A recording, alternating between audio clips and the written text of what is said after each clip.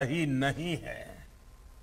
इसलिए भारत ने 14 अगस्त को हर वर्ष विभाजन विभीषिका स्मृति दिवस के रूप में आने वाली पीढ़ियों को याद रखें, इसलिए इसे मनाने का फैसला किया है।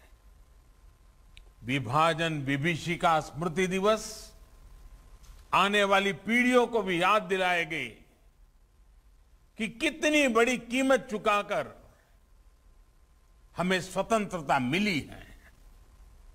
वो उस दर्द, उस तकलीफ को समझ सकेंगे जो विभाजन के समय करोड़ों भारतीयों ने सही थी। साथियों, गुरुबानी हमें सिखाती है,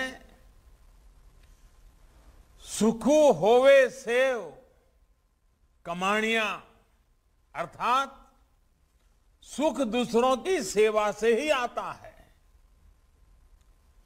हम सुखी तभी होते हैं जब हम अपने साथ साथ अपनों की पीड़ा को भी अनुभव करते हैं।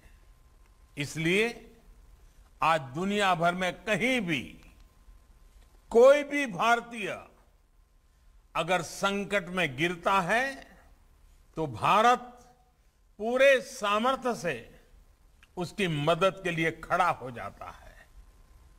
कोरोना काल हो या फिर अफगानिस्तान का वर्तमान संकट, दुनिया ने इसे निरंतर अनुभव किया है। ऑपरेशन देवी शक्ति के तहत अफगानिस्तान से सैकड़ों साथियों को भारत लाया जा रहा है। चुनौतियां बहुत हैं, हालात मुश्किल है, लेकिन गुरु कृपा भी हम पर बनी हुई है। हम लोगों के साथ पवित्र गुरु ग्रंथ साहब के स्वरूप को भी शीर्ष पर रखकर भारत लाए हैं।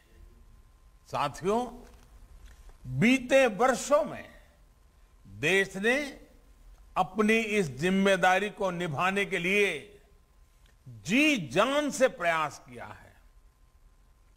मानवता की जो सीख हमें गुरुओं ने दी थी, उसे सामने रखकर देश ने ऐसी परिस्थितियों से सताए हुए अपने लोगों के लिए नए कानून भी बनाए हैं। साथियों, आज जिस प्रकार की वैश्विक परिस्थितियां बन रही है, उससे हमें यह एहसास भी होता है कि एक भारत श्रेष्ठ भारत के क्या मायने होते हैं।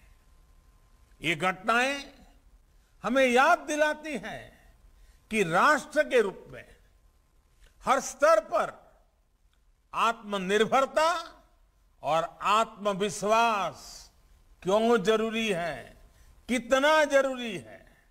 इसलिए आज जब हम आजादी के 75 साल मना रहे हैं, तो ये आवश्यक है कि हम अपने राष्ट्र की बुनियाद को मजबूत करें, उस पर गर्व करें। आजादी का अमृत महोत्सव आज इसी संकल्प को लेकर के आगे बढ़ रहा है। अमृत महोत्सव में आज गांव-गांव में सेनानियों को याद किया जा रहा है, उनको सम्मानित किया जा रहा है। देश में जहां भी आजादी की लड़ाई के महत्वपूर्ण पड़ाव है, उनको सामने लाने के लिए एक समर्पित सोच के साथ प्रयास हो रहे हैं।